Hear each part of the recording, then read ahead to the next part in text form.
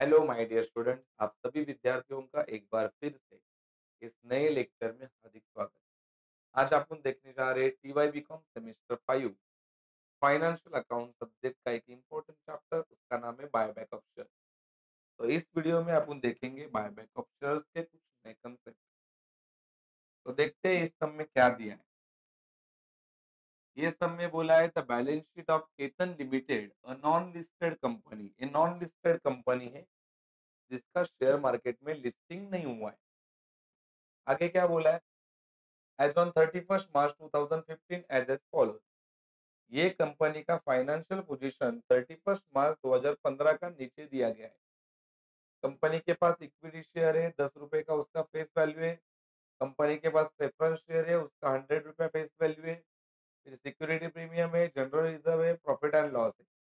फिर ये दो सिक्योर्ड लोन है, देखो 10% डिबेंचर और टर्म लोन फ्रॉम देना बैंक। और कंपनी के पास करंट लाइबिलिटी है, फिक्स असेट है, इन्वेस्टमेंट है। और ये करंट असेट भी है 8,10,000 के, उसके अंदर 1,25,000 का बैंक बैलेंस है। तो बाकी सब कैश में पैसा रहेगा। सबसे इंपॉर्टेंट बात यहाँ पे एडजस्टमेंट में क्या दिया है देखो। Keeping in view all the legal requirements, ascertain the maximum number of equity shares that Ketan Limited can buy back of ₹50 per share। तो यहाँ पे अपने को ढूंढने का है केतन लिमिटेड कितने शेयर बायबैक करना चाहता है 50 रुपए के वैल्यू पे। assuming that the 50 रुपया मतलब है बायबैक वैल्यू है।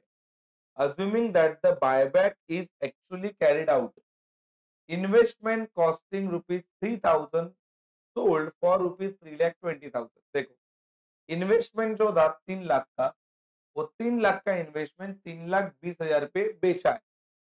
आफ्टर द बायबैक, ये लाइन बहुत इंपॉर्टेंट है कि इन्वेस्टमेंट कब बेचा है। तो इन्वेस्टमेंट बेचा बेचा है आफ्टर द बायबैक, मतलब बायबैक होने के बाद, बायबैक होने के बाद बेचा। यहाँ पे देखो, ये ऐसा क्यों बता रहा हूँ, क्योंकि आगे जब मैं अभी रूल 4 अप्लाई करूंगा, क्या करने के लिए, कितने शेयर केतन लिमिटेड बायबैक कर रही है वो ढूंढने के लिए, तब आपको यहाँ पे जो प्रॉफिट होता है ना, प्रॉफिट, वो प्रॉफिट प्रॉफिट एंड लॉस में ऐड करना होता है। जैसे कि 3 लाख का इन्वेस्टमेंट है और 3,20,000 में बेचा, तो 20,000 का प्रॉफिट हुआ, वो इसमें ऐड करना रहता है। लेकिन ये नहीं ऐड करेंगे इस सम में, क्योंकि यहाँ पे जो इन्वेस्टमेंट बेचा है वो कब बेचा है, आफ्टर द बायबैक, मतलब बायबैक के बाद। बायबैक के बाद अगर इन्वेस्टमेंट बेचा है तो उसको प्रॉफिट एंड लॉस में ऐड नहीं करना है। मतलब जो 20,000 का प्रॉफिट है वो इसमें नहीं ऐड करना है। अगर ये ऐसा नहीं दिया रहता यहाँ पे कि बायबैक के बाद, आफ्टर द बायबैक, ऐसा नहीं बोला रहता, तो ये 20,000 आपको प्रॉफिट एंड लॉस में ऐड करना पड़ता। और जहाँ पे 1,80,000 है वहां पे आपको 2 लाख बनाना पड़ता। तो अभी अपन नहीं करेंगे ऐड, क्योंकि ये इन्वेस्टमेंट कब बेचा है, बायबैक होने के बाद बेचा है। And pass the journal entry, देखो यहाँ पे अपने को शेयर्स भी ढूंढने और अपने को जर्नल एंट्री भी पास करना है। ये वाला कंसेप्ट इसमें बहुत इंपॉर्टेंट है, ठीक है। इसके पहले वीडियो में भी मैंने आपको जर्नल एंट्री पास करा के दिया है और कैसे शेयर्स ढूंढते हैं वो भी बता के दिया है। तो ये एक रिवीजन पर्पस में आपका सम बहुत अच्छे से आपको मदद करेगा और अच्छे से समझने के लिए बायबैक का कंसेप्ट, ठीक है। तो चले मैं आपको अभी पहला कितने शेयर्स कंपनी ने बायबैक किया वो ढूंढ के बताता है।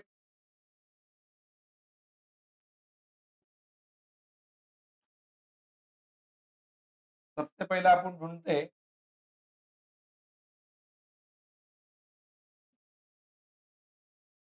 हम्म, उसको बोलते हैं rule 1, sorry rule 4, that is calculation calculation of number of shares that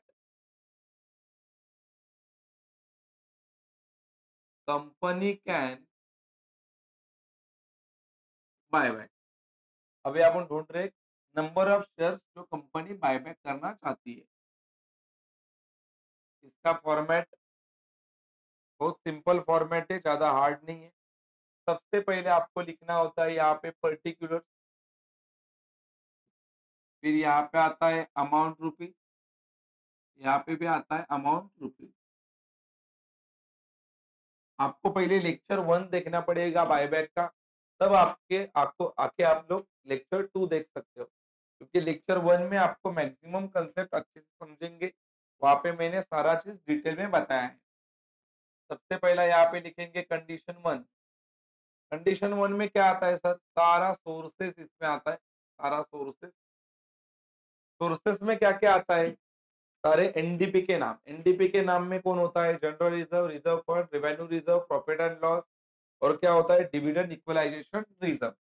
तो उसमें से अपने सब में क्या नाम है? General reserve and profit and loss. यहाँ पे लिखेंगे जनरल रिजर्व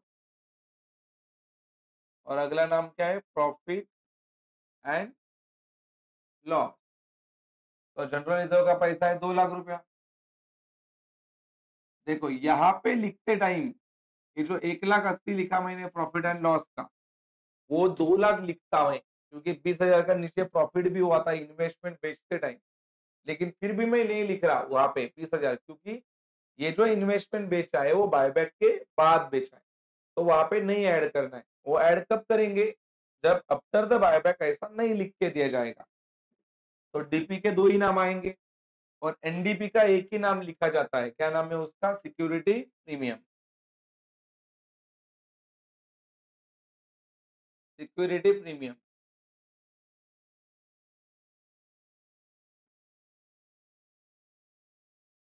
तो देखते हैं सिक्योरिटी प्रीमियम में से कुछ दिया, कितना पैसा है? 1,20,000 रुपए। तो ये सबको जोड़ेंगे, 1 लाख, 2 लाख, 3 लाख और ये होता है 5 लाख। ये जो 5 लाख है ये हो गया तुम्हारा टोटल सोर्सेस और ये आपका आ गया कंडीशन 1। अभी यहाँ पे लिखेंगे कंडीशन 2। कंडीशन 2 का नाम है 25% of total own fund. 25% of total own fund. इसमें सबसे पहला लिखा जाता है टोटल सोर्सेस। टोटल सोर्सेस मतलब क्या? ये जो टोटल सोर्सेस है कितना लाख का? 5 लाख का, वो पहला लिखेंगे। फिर आता है fully paid equity share capital और उसके नीचे आता है fully paid preference share capital. तो यहाँ पे देखो इक्विटी का पैसा है 6 लाख, प्रेफरेंस का पैसा है 1,50,000। तो यहाँ पे लिखता हूं मैं 6 लाख और यहाँ पे 1,50,000। ये जोड़ के जो मिलेगा उसको मैं नाम दूंगा टोटल ओन फंड।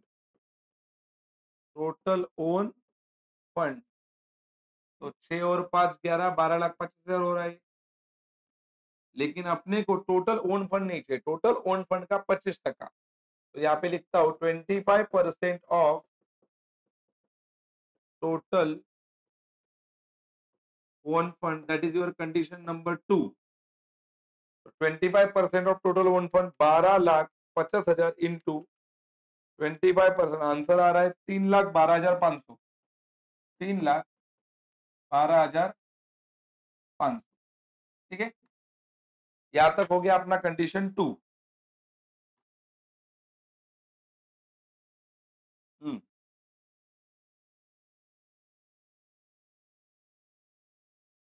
आगे आता है अपना condition 3।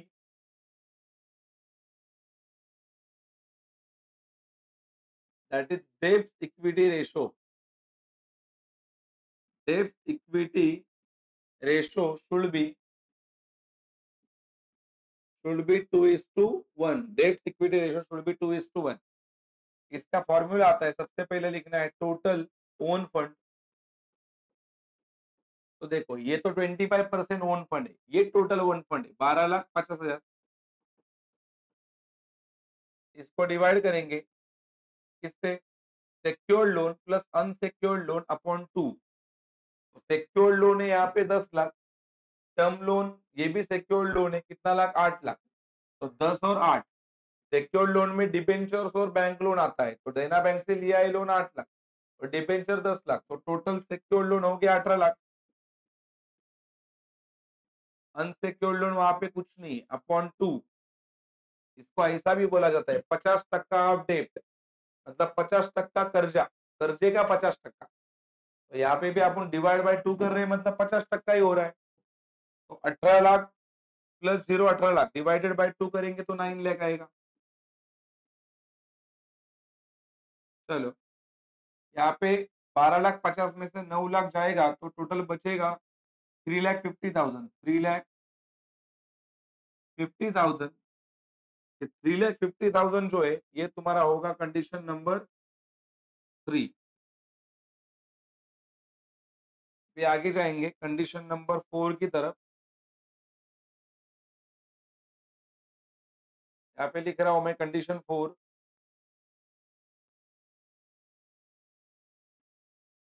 Condition 4 that is 25% off fully paid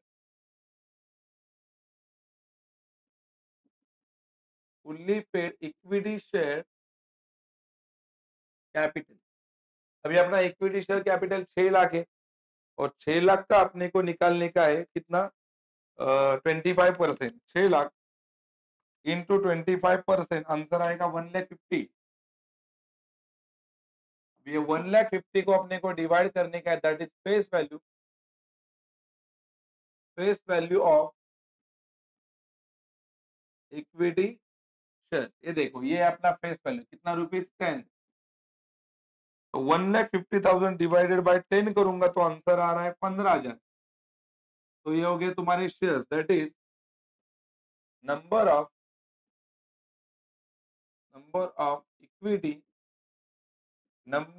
equity share to buyback, ऐसा इसका नाम है। इसको इंटू करेंगे किससे, बायबैक वैल्यू से, तो आपको कंडीशन 4 का वैल्यू मिलेगा। तो बायबैक वैल्यू यहाँ पे दिया है, देखो कितना बोला है, कैन बायबैक ₹50 पर शेयर, तो ये इंटू 58। तो बोलो 15,000 इंटू 50 करेंगे तो योर आंसर विल बी 7,50,000। ये हो गया तुम्हारा कंडीशन 4 का आंसर। सर अपने को ढूंढने का है, क्या ढूंढने का है sir, ascertain the maximum number of equity shares that Ketan Limited can buy back। तो इसमें क्या करना है, ये जो चारों कंडीशन है, चारों कंडीशन 5 लाख, 3,12,000, 3,50,000, 7,50,000, इसमें से लोअर वैल्यू, ये लोअर वैल्यू को डिवाइड करने का है बायबैक वैल्यू से। 3,12,500 ये लोअर वैल्यू है। तो आगे अपन ढूंढते हैं।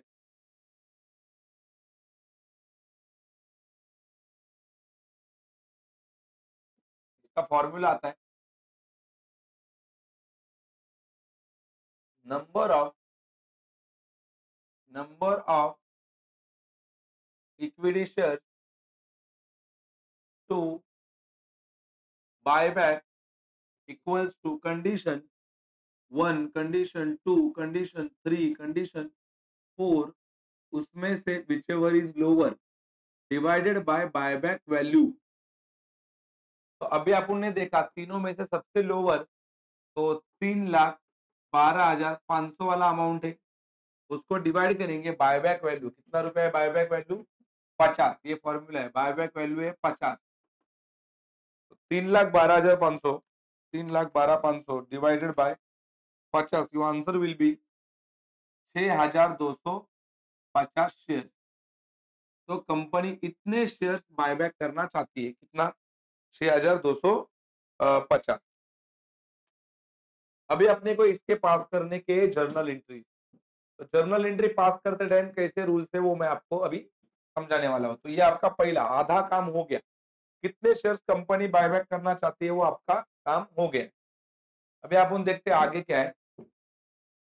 आगे आपको सबसे पहले लिखना होता है बायबैक शेयर्स। बोलो अभी आपने ढूंढा कितने शेयर कंपनी बायबैक करना चाहती है, 6,250 शेयर। फिर आपका फेस वैल्यू, देखो ये आपका फेस वैल्यू कितना रुपए है, 10। फिर यहाँ पे लिखना होता है आपको बायबैक वैल्यू। बायबैक वैल्यू यहाँ पे दिया है, देखो बायबैक वैल्यू कितना है, 50। बोलो फेस वैल्यू से बायबैक वैल्यू ज्यादा है उसको बोलते हैं प्रीमियम ऑन बायबैक। तो ये दोनों के बीच का अंतर कितना है? 40। फिर आपको लिखना होता है रूल 1। अभी रूल 1 क्या होता है? That is only fully paid equity shares company can buy back. मतलब यहाँ पे जो है ना, यहाँ पे पेड अप वैल्यू अगर 8 आया तो आपको रूल 1 अप्लाई होता है, क्योंकि फुल्ली पेड करना है उसको। अभी यहाँ पे 10 है और आगे किधर 8, 7, 6 ऐसा कुछ नहीं बोला, मतलब ये शेयर फुल्ली पेड, तो रूल 1 नहीं अप्लाई होगा, डायरेक्टली रूल 2। रूल 2 हर सब में कंपलसरी रहता है। रूल 2 देखो क्या बोलता है? That is face value of equity share to face value of equity shares to buyback equals to fresh proceeds plus DP plus SP। ये अपना फॉर्मूला है, ये फॉर्मूला है। बोलो face value of equity shares to buyback मतलब कितने share buyback करने हैं? 6250 इंटू फेस वैल्यू कितना है? 10। तो इसका मल्टीप्लाई करेंगे तो आंसर आएगा 62,500।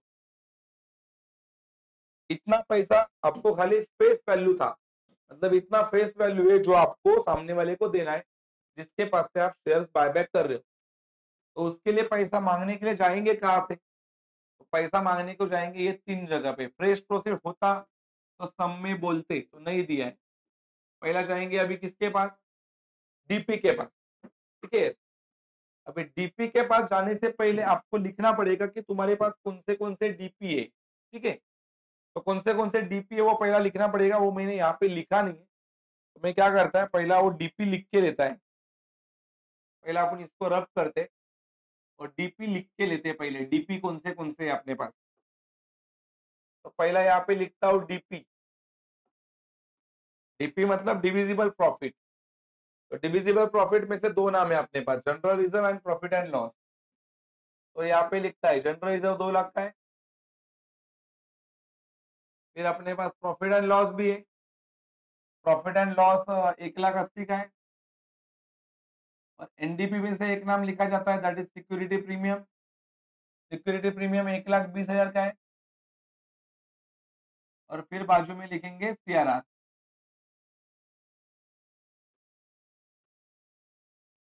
ठीक है, फिर अपने को अप्लाई करना होता है रूल 1 और रूल 2। रूल 1 तो यहाँ पे नहीं लगने वाला है, डायरेक्टली मैं लिखता हूँ यहाँ पे rule 2, that is avoid capital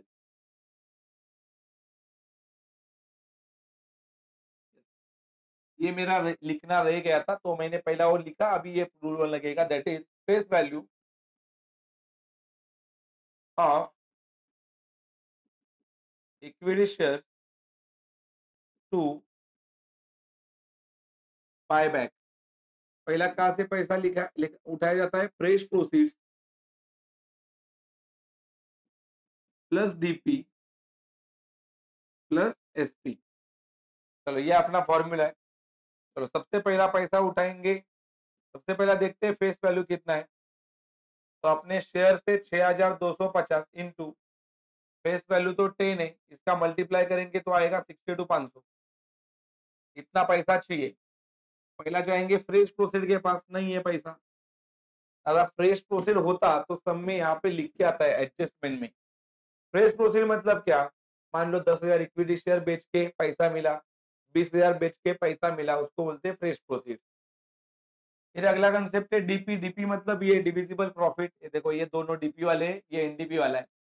तो डीपी में से पैसा लेंगे कितना? 62,500। पहला किसका नाम है? जनरल रिजर्व माइनस, यहाँ पे लिखना होता है सीआरआर। चलो 2 लाख में से 62,500 माइनस करेंगे तो बच रहा है 1,37,500। तो यहाँ पे लिखेंगे 1 लाख नहीं, कितना उठाया? 62,500 किसके पास से लिया? General reserve. और ये जो जनरल रिजर्व से आपने पैसा लिया, इसका लिखा है यहाँ पे CRR.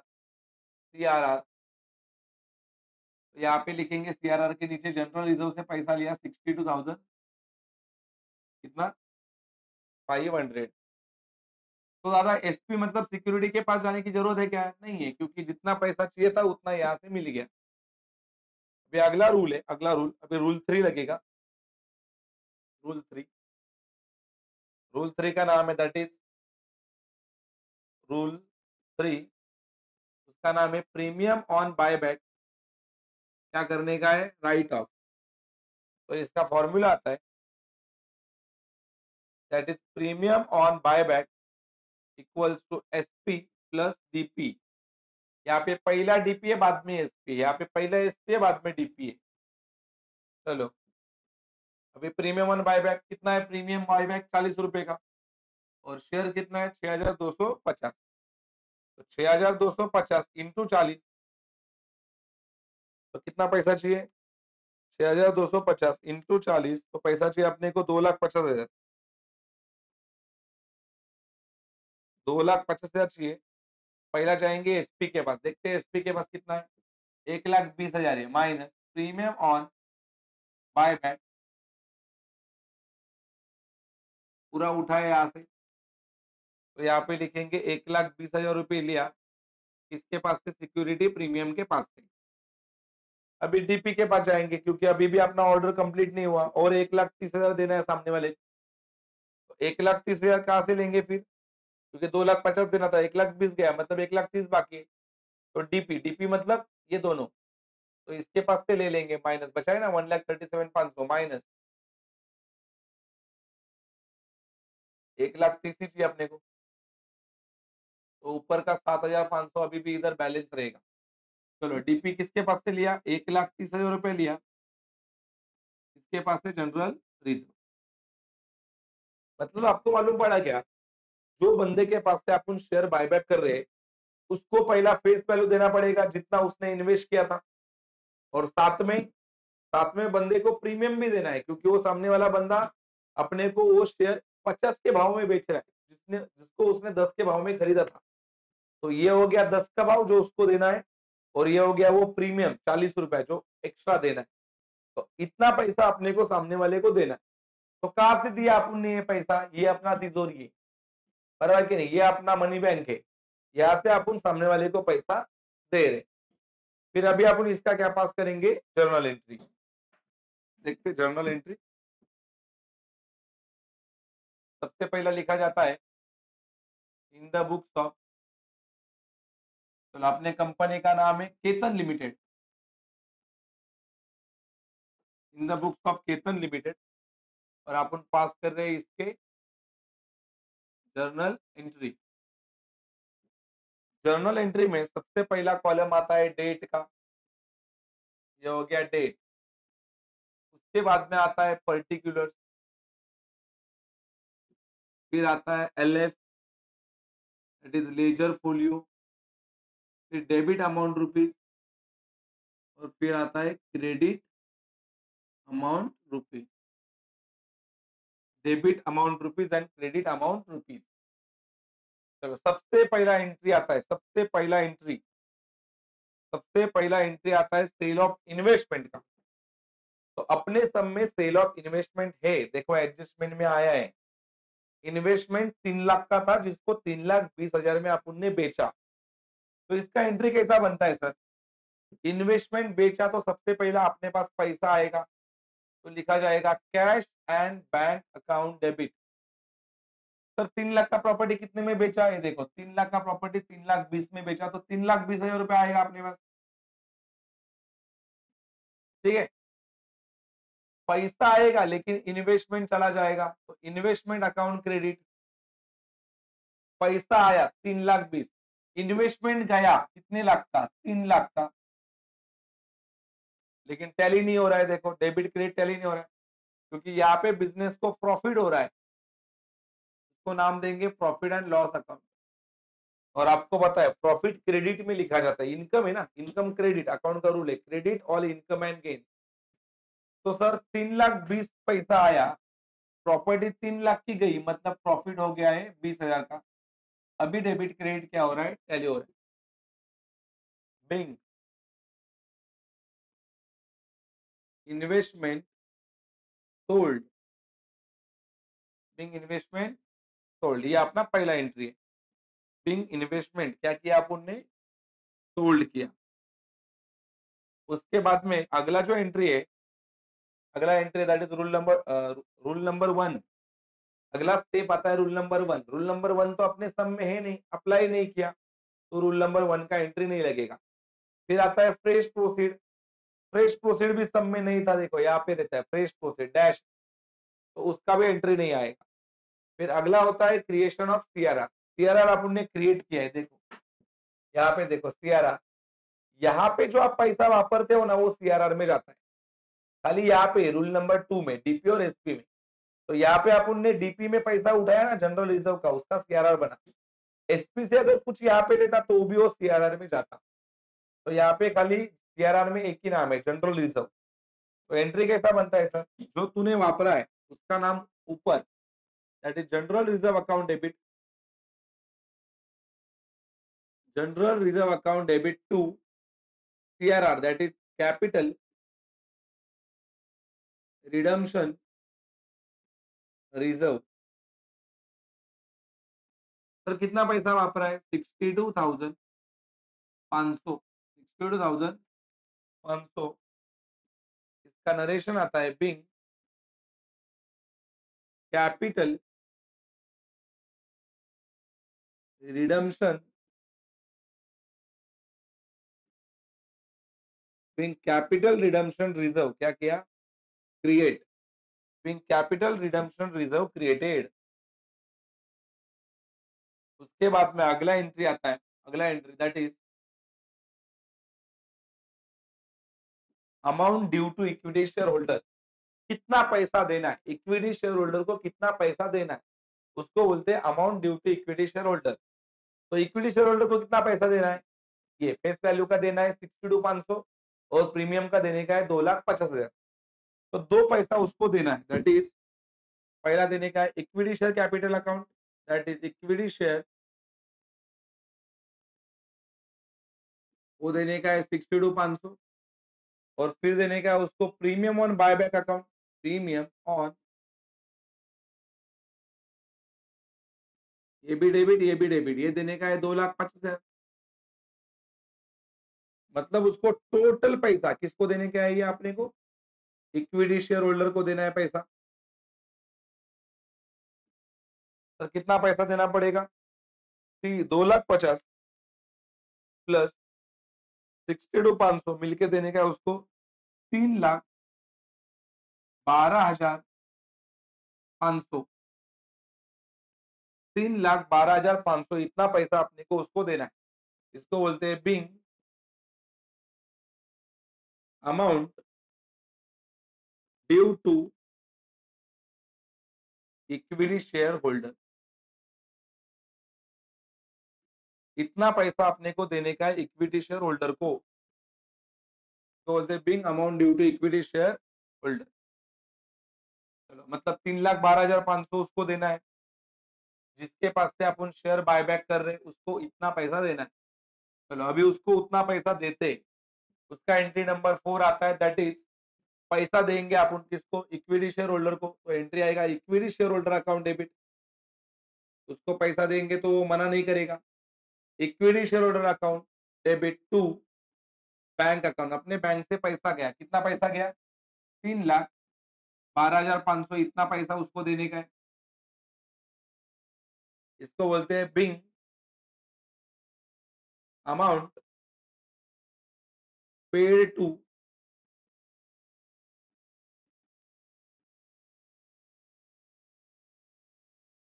Bing amount paid to equity share holder. फिर आएगा being amount paid to equity share holder, हो गया। अभी एंट्री नंबर कौन सा, 5, being amount paid to equity share holder. अभी अगला स्टेप आता है रूल 3। रूल 3 में क्या लिखा जाता है, जो आप लोग यूज करते हो तुम्हारे रूल 3 में, देखो यहाँ पे रूल 3 में अपन ने क्या यूज किया है, एसपी और जनरल रिजर्व, मतलब सिक्योरिटी प्रीमियम और जनरल रिजर्व, इसको डेबिट में लिखना है। और ये जो नाम है प्रीमियम ऑन बायबैक उसको क्रेडिट में लिखना है। तो यहाँ पे अपन ने क्या वापरा है, सिक्योरिटी प्रीमियम और जनरल रिजर्व उसको डेबिट, और प्रीमियम ऑन बायबैक कहाँ पे लिखेंगे, क्रेडिट। तो यहाँ पे आएगा तुम्हारा सिक्योरिटी प्रीमियम अकाउंट डेबिट, तो वापरा है देखो रूल 3 में। तो यहाँ पे वापरा है अपन ने रूल 3 में क्या वापरा, security premium debit, general reserve debit, यहाँ पे लिखेंगे सिक्योरिटी प्रीमियम अकाउंट डेबिट, उसके बाद में general reserve account debit to premium on buyback account. चलो कितना भाई साहब आप रहे सिक्योरिटी प्रीमियम से 1,20,000 और इससे 1,30,000, तो इधर लिखेंगे 1,20,000, इधर लिखेंगे 1,30,000, टोटल पैसा वापरा अपन ने 2,50,000। तो नरेशन क्या लिखने का, जो यहाँ पे लिखा है, बिंग क्या है, प्रीमियम ऑन बायबैक, क्या किया, राइट ऑफ। तो इस तरह से अपने को क्या पास करना था, यहाँ पे बोला था वो जर्नल एंट्री पास करना था, वो अपना हो गया। तो इतना सिंपल रहता है पूरा बायबैक। देखो सबसे पहले अपन ने क्या ढूंढा, सबसे पहले अपन ने ढूंढा ये चीज, ये कितने शेयर्स कंपनी क्या किया, बायबैक किया। तो उसके लिए मैंने आपको रूल 4 अप्लाई करके दिया। रूल 4, ये रूल 4 है। रूल 4 में अपन ने 4 वैल्यू ढूंढा, उसमें से जो लोअर है उसको बायबैक वैल्यू से डिवाइड किया, तो अपना आंसर मिल गया कितने शेयर्स बायबैक किए। फिर यहाँ पे देखा कितने शेयर बायबैक करने हैं, ये फेस वैल्यू है, ये बायबैक वैल्यू है, ये प्रीमियम है। और फिर देखा अपना तिजोरी में कितना पैसा पड़ा है, क्योंकि सामने वाले को देना है, तो सामने वाले को फेस वैल्यू इतना देना है 62,500, रूल 2 बताता है, और इतना उसको प्रीमियम देने का है 2,50,000। और फिर अपन ने उसके क्या पास किए, सारे जर्नल एंट्रीज। तो इस तरह से अपन ने ये सब में एक अलग कंसेप्ट देखा, दैट इज इन्वेस्टमेंट सोल्ड, जिसका 20,000 अपन ने रूल किसमें, रूल 2 में, सॉरी रूल 4 में ऐड नहीं किया प्रॉफिट एंड लॉस में, क्योंकि ये इन्वेस्टमेंट बेचा है बायबैक होने के बाद। तो ये एक अलग कंसेप्ट था। इसके अगले वीडियो में मैं आपको बताऊंगा बायबैक ऑफ शेयर्स के कुछ नए कंसेप्ट। फिलहाल आपको ये लेक्चर पसंद आया रहेगा तो वीडियो को लाइक करो, शेयर करो, और आप चैनल पे नए रहेंगे तो चैनल को सब्सक्राइब करना नहीं भूलना। Thank you so much.